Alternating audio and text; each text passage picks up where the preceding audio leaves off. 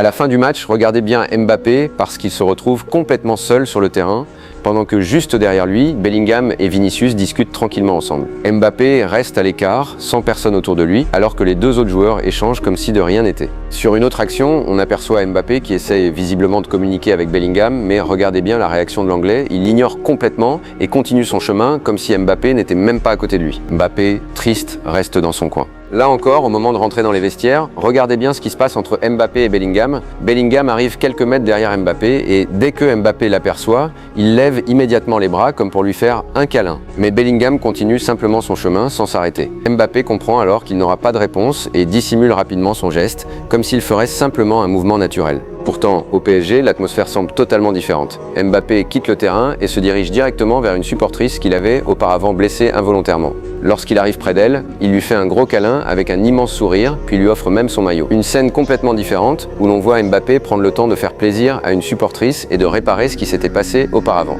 Ou même la fois où à la fin d'une rencontre, il prend le temps d'échanger volontairement son maillot avec un joueur adverse et lui fait même un câlin, un vrai geste de respect.